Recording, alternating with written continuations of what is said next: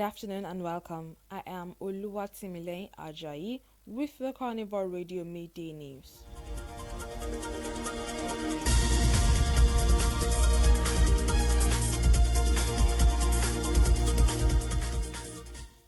President Bola Ahmed Tinubu yesterday inaugurated the official residence of the Vice President, which has suffered poor funding since 2010. Tinubu reiterated his administration's commitment to delivering on the promises made to Nigerians rather than dwell on the failures of the past administrations. Commissioning the building, President Tinubu pledged to always ensure that the nation's resources are prudently utilized. The president believes that abandoning projects after spending a substantial amount of money is equal to wasting taxpayers' money. He reaffirmed the commitment of the Nigerian government to the principles of accountability, transparency, and good governance. Tinubu used the occasion to assure Nigerians that the government will soon will continue to prioritize their well-being as well as build a nation they can all be proud of. Represented by the Vice President, Senator Kashim Shettima, he said, as we commission the state-of-the-art edifice, the official residence of the Vice President of Nigeria, we are fulfilling a long-standing commitment and unwavering dedication to accountability, transparency, and efficient utilization of resources for the betterment of our nation.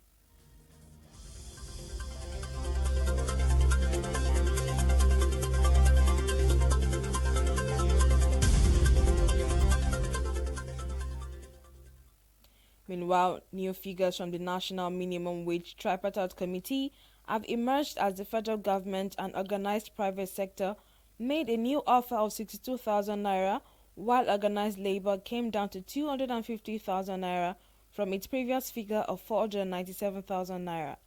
Hope Uzodinma, the Imo governor, who spoke on behalf of the Nigerian governors, announced this after a long negotiation meeting of the committee in Abuja on Saturday evening. Addressing newsmen, Uzodinma noted that they are almost there because they are just about to sign the dot and there will be a complete closure and every other thing would follow. On his part, TUT President Comrade Festus Osifo said that the OPS and federal government have recommended 62,000 naira as the minimum wage, but they feel that with the current economic hardship and the difficulty in the land, the sum of 250,000 naira should be what will be okay for the minimum wage.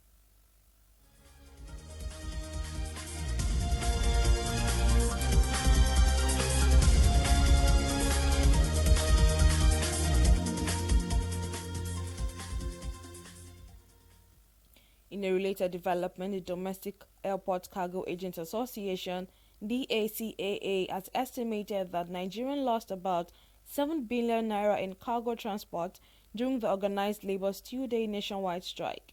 The strike was embarked on by Nigerian workers under the auspices of the Nigeria Labour Congress (NLC) and the Trade Union Congress (NUC) on Monday and Tuesday. The chairman of the Board of Trustees of DACAA, Mr. Ikpe Nkanang, made the disclosure in an interview with the News Agency of Nigeria on Friday in Lagos. Nkanang said about 30 tons of cargo were lifted across the country's domestic airports daily.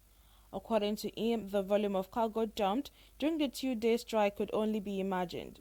He told NAN that a lot of cargo had been gathered and made ready for freight on Monday morning before the commencement of the strike.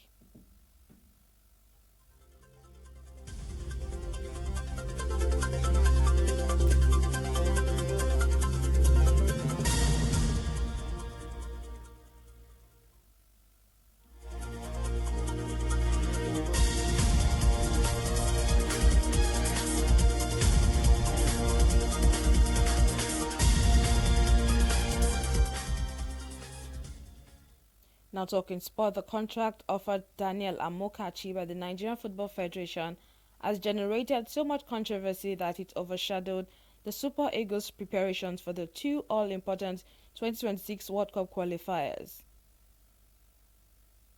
One of such qualifiers was decided yesterday in Uyo. Amokachi, one of George Finedi's assistants, stayed away from the camp. His absence was so loud that it generated so much controversy, with some people suggesting, albeit erroneously, that there was a personality clash between Amokachi and Finidi, two former internationals who have been enjoying a cordial relationship since their active days. However, this was quickly dismissed by a source close to the glass house and both coaches. Speaking with newsmen, sports journalist Toby Adepoju said Amokachi's decision to stay away from the Super Eagles camp was consistent with his rejection of poor contract terms offered him by the NFF.